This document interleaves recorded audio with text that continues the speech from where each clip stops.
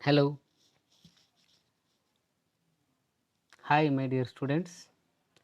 So, in our last class, we have completed our first chapter of two concepts like Manu, Manu and is Manusmruti, and features of Manusmruti, philosophical approach of Manusmruti. So, like we have seen completely about the Manu and his book Manusmruti and his ideas and concepts. So, in the second concept, we have seen the Buddha. After Manu, we have second concept, the Buddha. In Buddha, we have studied about the introductory part of Buddha and his life sketch and his philosophy, like idea of Dhamma, Sangha, Eightfold Path, cause, and Arya Satyas. Like this, we have seen everything about the Buddha. So, I already posted the two PPTs in your respective officers group. So, all the students once follow the group and write down the notes, because if I post a material about Buddha, it has lengthy material, the pages, hundreds of pages, you can't write down. So you not able to read the whole hundred. That's what I was taken initiative and prepared a fair notes which is relevant and which is not relevant, which is syllabus within the syllabus and which is out of the syllabus. So everything I have taken initiative to prepare a class notes. So please write down the notes and read it carefully. That is most enough. Whatever they ask about Buddha, it is there.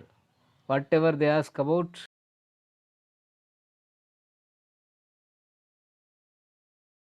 which I was prepared, it is the parameters of the syllabus. It is within the parameter of the syllabus.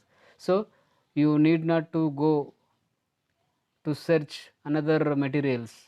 If you have interest, personal interest, you can, no problem. But the PPT which I was prepared is most enough for you. As for your academic book, so I don't opposing you to watch the other videos, but you can, no problem. But you need not to worry about the material. So which is I given you, it is most enough, just follow it, it's most enough. So in the third concept, the first chapter of the state and society in ancient India, we have Manu, Buddha, and the third concept is Kautilya, Kautilya's Ardhashastra. So let us discuss in detail about Kautilya. Have you seen Kautilya? So on the screen there is image about Kautilya. He is the one of the famous personality in Indian ancient literature.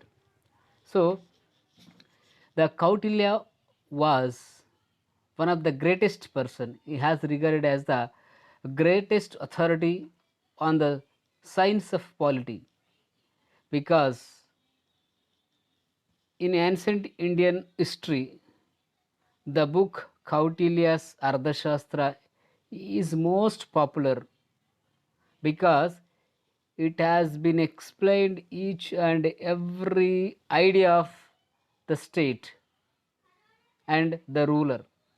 So that's what it is, one of the famous book. So the famous book Ardhashastra is written by the well-known personality Kautilya. The Kautilya also known as Chanakya. So that's what we used to say, Chanakya Niti. So it is the best morality which explained to the society as well as to the ruler. So Chanakya, and he also called as Vishnu Gupta. So the author of Kautilya, the author of Ardhashastra is Kautilya, is the famous personality. His book is the masterpiece in Indian literature, especially in ancient Indian literature. అంటే మనకు గతంలో క్రీస్తు పూర్వం దొరికినటువంటి భారతదేశానికి సంబంధించినటువంటి అనేక సాహిత్య గ్రంథాలలో ఈ యొక్క అర్థశాస్త్రము, కౌటిల్యుని యొక్క అర్థశాస్త్రం అనే బుక్కు చాలా thousands of minds, lakhs of minds since from the beginning. It explained each and everything regarding the state and his ideas. So that's what the Ardhashastra is familiar, became familiar. It is familiar in those days, it familiar in past, it also continues its familiarity in future. So that much of relevance is there in that book. So it is a eternal book. It gives, it reflects the past issues, present issues, and also future issues, future issues of the politics. So the Kautilya was the prime minister of Chandragupta Maurya. He was a Brahman scholar who was worked under the Chandragupta Maurya's dynasty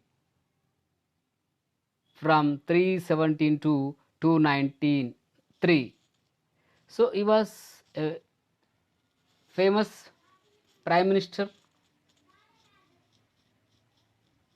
He was a very well known knowledge person because he has the very much of foresight, అంటే ఎంతో ముందు చూపున్నటువంటి ఒక scholar అతను.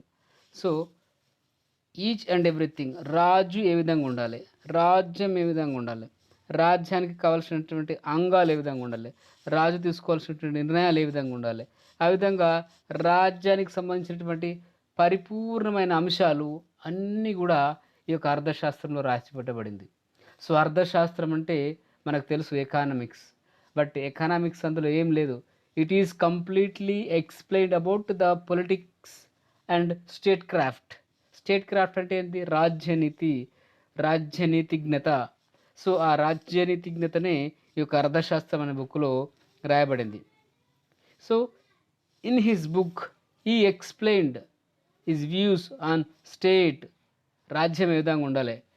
So how the state is there in past, present and future, and how the war should be continued in a state, and how the social structure should be there in the state or within the state, and how the state should follow the diplomatic ideas, diplomatic strategies with neighbor states, and how the state or a ruler should follow the ethics, what kind of ethics a king should have, what kind of morality the king should have. These kind of issues has been explained by the Kautilya in his book Ardhashastra. So that's what the entire statecraft issues are covered in a systematic manner in the Kautilya's Ardhashastra. So if we go to Kautilya's Ardhashastra in detail, some more in detail. So the Kautilya's Ardhashastra means literally it is the means of science of wealth. జనరల్గా మనం ఏమనుకుంటున్నాం, అర్థశాస్త్రము అంటే అదొక ఆర్థిక సంబంధమైనటువంటి విషయం, are science of wealth అనుకుంటున్నాం. So అర్థము means wealth. So అర్థశాస్త్ర means the science of wealth. So these book is belongs to approximately 4th century BC. ఈ యొక్క అర్థశాస్త్రం అనే గ్రంథము 4వ సెంచరీకి చెందినటువంటిది. అంటే క్రీస్తు పూర్వం 4వ శతాబ్దానికి చెందినటువంటి బుక్ ఇది. సో ఆ రోజుల్లో ఉన్నటువంటి ఆ యొక్క రాజరిక వ్యవస్థల గురించి, ఆ రోజుల్లో ఉన్నటువంటి ఆ యొక్క డైనస్టీల గురించి, రాజుల గురించి, రాజధర్మం గురించి చాలా క్లిష్టంగా రాయబడినటువంటి గ్రంథం. సో కానీ ఈ గ్రంథము అది ఆ రోజుల్లో సాంస్క్రిట్ భాషలో రాయబడింది, సంస్కృత్‌లో. సో ఎందుకంటే ఆ రోజుల్లో ఇండియన్ సివిలైజేషన్ ప్రకారము ఈ రోజుల్లో మనకు Indian constitution has recognised approximately 22 languages. But in ancient period the only language which ruled all over the India it is none other than the Sanskrit language. So all the literature is available in Sanskrit language. So ఆ సంస్కృతం లాంగ్వేజ్కి అంత గొప్ప ప్రాముఖ్యత ఉంది. ఈరోజు ఉన్నటువంటి south Indian లాంగ్వేజ్‌లన్నీ కూడా ఆ యొక్క సాంస్క్రిట్ లాంగ్వేజ్ నుంచి పుట్టినటివే. ద్రవిడ భాషలన్నీ కూడా సాంస్క్రిట్ లాంగ్వేజ్ నుంచి పుట్టినటువంటి అని ఒక విషయం కూడా ఉంది. సో ఈ యొక్క కౌటిల్య రాసినటువంటి ఈ అర్థశాస్త్ర గ్రంథము 4వ శతాబ్దానికి చెందింది. కానీ రాను రాను రాను అది కనుమరుగైపోయింది. సో అది రాశాడు, అక్కడ పడి ఉంది. బట్ అది తర్వాత కాలంలో అంటే క్రీస్తు పూర్వం 1, 2, 3 ఆ శతాబ్దంలో వెలుగులోకి రాలేకపోయింది. మరెందుకో అంటే ఆ యొక్క రాసినటువంటి గ్రంథము అతను ఆ రోజుల్లో తాళపత్ర గ్రంథాలలో రాసేవాళ్ళు. ఆ రాసినటువంటి గ్రంథం అప్పట్లో పబ్లిష్ కాలేదు. అతను రాసినటువంటి మాస్టర్ పీస్ ఒక్కటే ఎక్కడో దాచిపెట్టబడి ఉంది. ఆ దాచిపెట్టబడినటువంటి ఆ గ్రంథము తాళపత్ర గ్రంథము 1904లో ఇక్కడ తంజావూరులో బయటపడింది. ఒక తవ్వకాలలో. అంటే తాంజావూరులోని ఒక బ్రాహ్మణ పూజారి గారు తన ఇంటిని కట్టుకున్నటువంటి క్రమంలో పునాదులు తవ్వుతూ ఉండే. సో ఆ పునాదులలో తనకు ఒక గ్రంథాల యొక్క ఆకుల యొక్క ఒక కట్ట, ఒక బల్క్, ఒక బంచ్ దొరికిందనమాట. సో అది సాంస్క్రిట్ లాంగ్వేజ్లో రాయబడి ఉంది. అది ఏందబ్బా అని తీసి చూస్తే అది క్లియర్గా రాయబడి ఉంది. Kautilya's Arthashastra. The title itself is Arthashastra which is written by Kautilya. So అప్పటి వరకు కౌటిల్య గురించి మనకు తెలుసు కొంత. So is the prime minister of Chandragupta Maurya. Chandragupta Maurya is ruled in that period అనే సంగతి తెలుసు. సో కౌటిల్యుని యొక్క అర్థశాస్త్రం ఇది అని చెప్పేసి అప్పుడు అది వెలుగులోకి వచ్చింది. సో అక్కడ శ్యామశాస్త్రి, అక్కడ ఉన్నటువంటి ఆ యొక్క శ్యామశాస్త్రి దాన్ని పబ్లికేషన్ చేశాడు.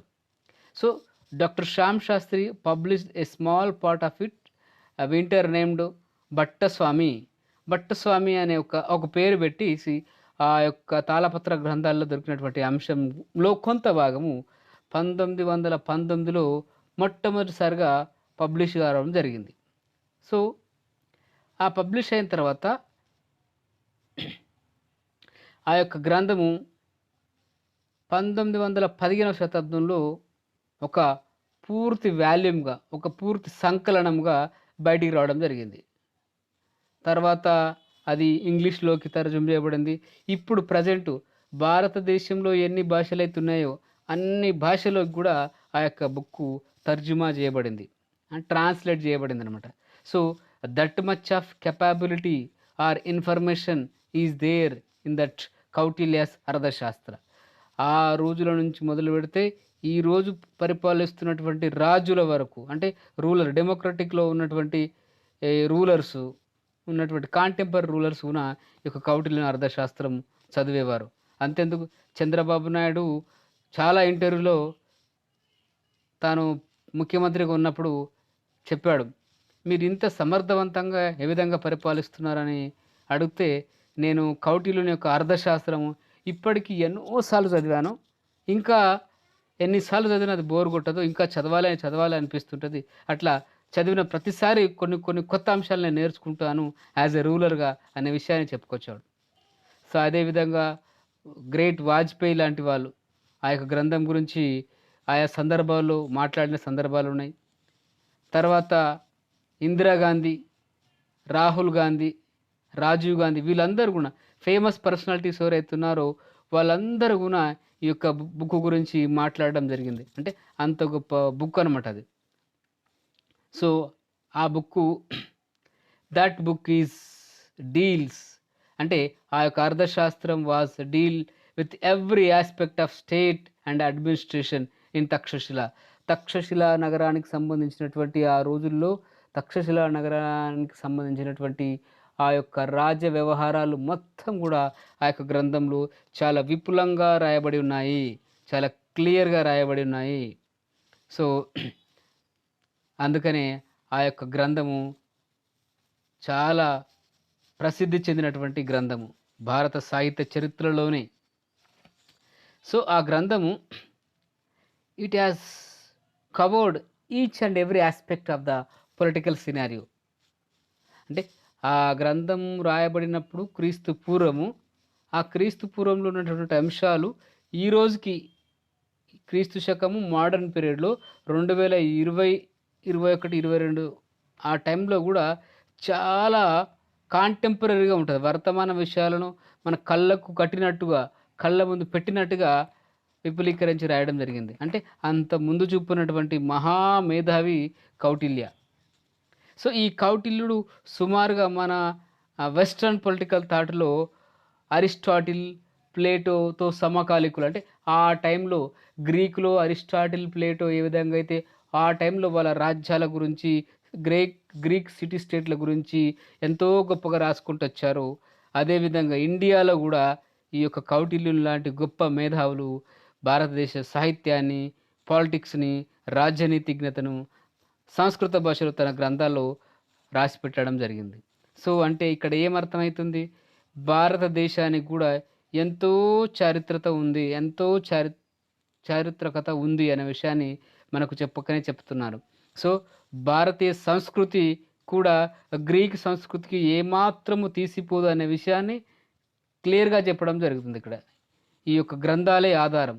ఆ రోజుల్లో ఉన్నటువంటి ఈ గ్రంథాలు ఆధారభూతమైనవి. అంటే భారతదేశానికి ఎంతో చారిత్రక నేపథ్యం ఉన్నదన్న విషయాన్ని ఈ యొక్క గ్రంథాలు తెలియజేస్తున్నాయి. సో అట్లే ఈ గ్రంథము ఏదైతే అర్థశాస్త్రం ఉందో, కౌటిల్యుని యొక్క అర్థశాస్త్రము, ఆ గ్రంథము 15 బుక్స్ ఆఫ్ అధికరణస్, 15 గ్రంథాలుగా ఉంది అది. సో ఆ 15 గ్రంథాలు కూడా 150 చాప్టర్లుగా విభజించబడింది. ఆ 150 చాప్టర్లు కాకుండా 180 సెక్షన్లుగాను ఉంది.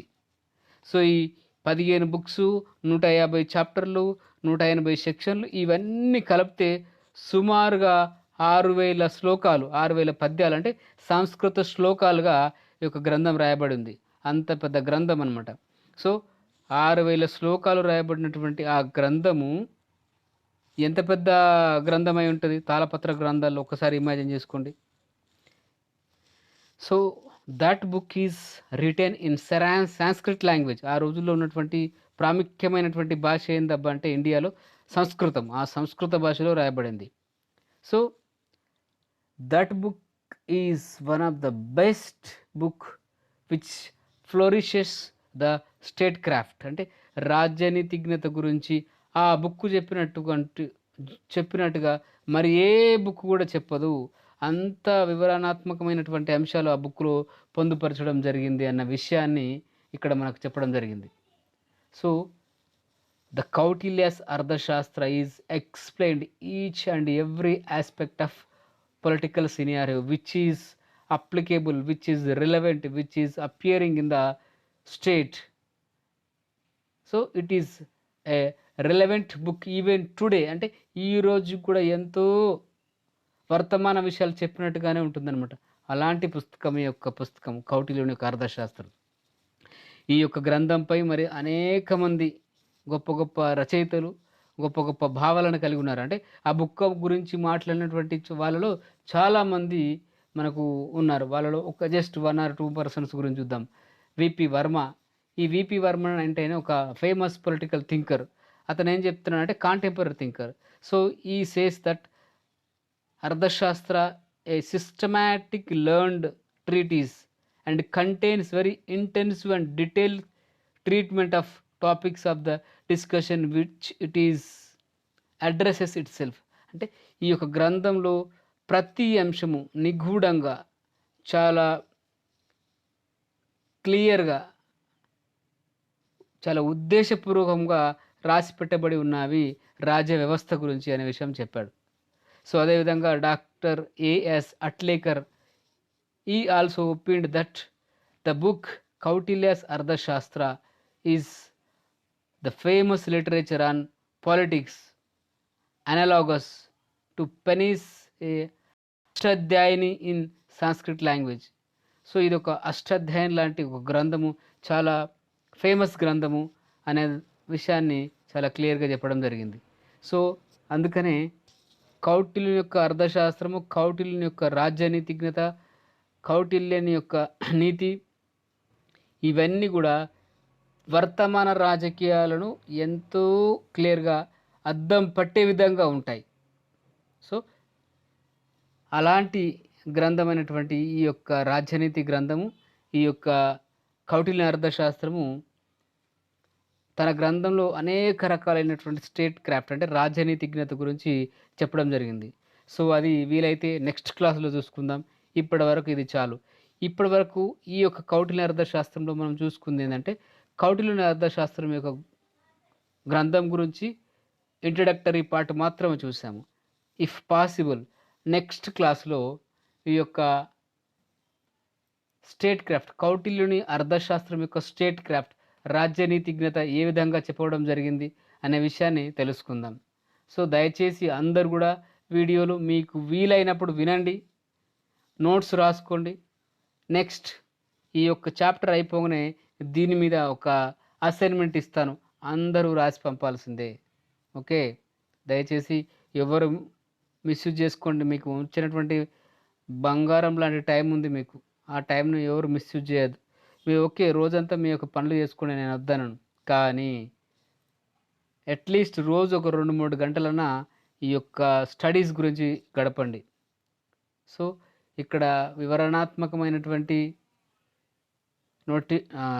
లిటరేచర్ అంటే చాలా సమగ్రమైనటువంటి మెటీరియల్ ఇచ్చాను నేను. మీరు ఎక్కడికి వెళ్ళాల్సిన అవసరం లేదు. మీకు ఇంకా ఫర్దర్ తెలుసుకోవాలనుకుంటే you can watch on Kautilya's videos. చాలా వీడియోస్ ఉన్నాయి నెట్లో, అవి చూడండి. సో ఇక్కడ కౌటిల్యుని యొక్క ఇమేజ్ చూడండి ఏ విధంగా ఉంది. సో కౌటిల్యుని యొక్క గ్రంథం అర్థశాస్త్ర ఇది అన్ని భాషలో దొరుకుతుంది, తెలుగు భాషలో కూడా దొరుకుతుంది మనకు. సో కౌటిల్యుని యొక్క రాజ్యం ఏదైతే అక్కడ ఆ తక్షశిల నగరం ఉందో ఆ నగరానికి సంబంధించినటువంటి ఇమేజ్ ఇది. సో వీటన్నిటిని గురించి మీరు చూస్తూ బాగా చదువుతారని ఆశిస్తున్నాను. I hope you are all safe at your respective homes. Stay safe, stay home. Bye, take care.